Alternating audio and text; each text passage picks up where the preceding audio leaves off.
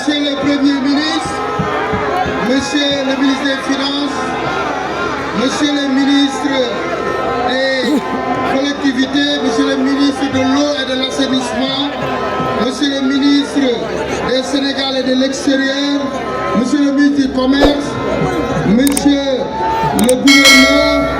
Monsieur le ministre Morgo, Monsieur le ministre Moundiaï Rahman, Monsieur le SGA, Monsieur le DG de l'Ageroute et mention spéciale à notre ancien directeur général Ibrahim Ndiaye, Monsieur le DG présent, Monsieur le gouverneur de la région de Kaolack, Monsieur le préfet de Nioro, Mesdames et Messieurs les sous-préfets et mention spéciale à notre sous-préfet, Madame, et aussi à tous les adjoints sous-préfets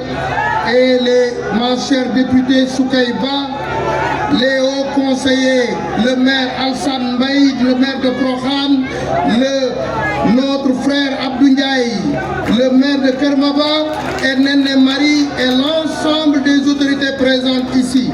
Li ma bëgg a wax nuyu suma fàttee ñu jégal ma mais dama bëgg ñu xam ne Sénégal bi fi Macky Sall fekkoon dafa ak Sénégal bi fi bàyyi dafa changé. Le président Macky Sall bi muy ñëw fii y avait que 6000 kilomètres de route de 1960 en 2012. bi mu jëlee réew mi 2012 defar na fi 3000 kilomètres de route projet bii ñu nekk muy PSD am na 2800 kilomètres te le président Amadou moo koy yeggali incha allah nga xam ne d'ici 2024 Sénégal dina doubler ses capacités en infrastructure routière. beneen bi li ma bëgg a wax Samba Sall wax na ko léegi fii c'est la commune de Dabali ak la commune de Kayemor ñoo profité lii li am solo. am na lu fi amoon le maire Samba Sall wax na ko dellu si na ci këram Benno Bokk Yaakaar mooy këram yéen ñëpp ngeen joxante loxo ñu nekk benn ñu liggéey le candidat yi gañ ku ne pare ñu mën a jaar sa kaw ba Amadou Ba nekk président de la République man pare naa ko donc këral yi jaru ko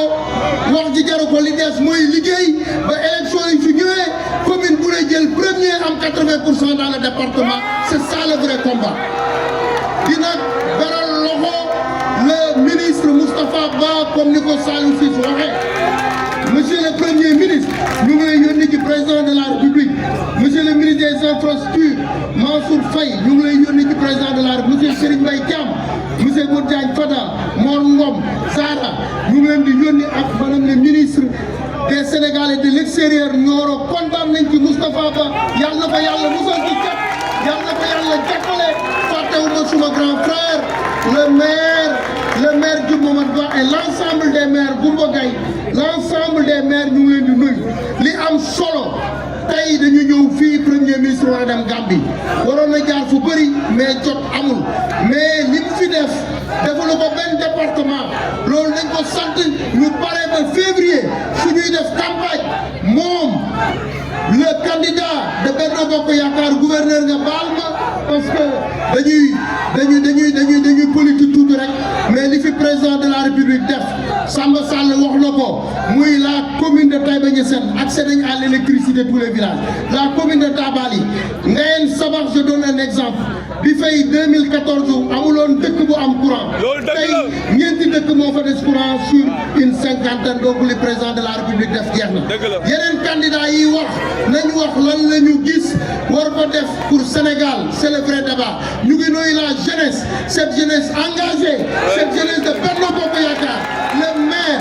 toute la jeunesse ñu ngi leen di nuyu di leen sant seen candidat mu ngi nii dañ bëgg ñu gunge ko ñun on est une jeunesse responsable dama ne premier ministre maire yi fi gis yëpp la tranche d'âge c'est 35 ans donc on est des jeunes ñun on est des jeunes responsables dinañ la gunge ba inchallah le 25 février ñu ne vive le président Amadou Ba maa ngi leen di gërëm di leen sant le combat commencé na tey le 25 février ñu dédicacé ko Moustapha Ba Serigne Mbaye Thiam Ali Mané Samba Sall l'ensemble des maires ba Nioro am 80%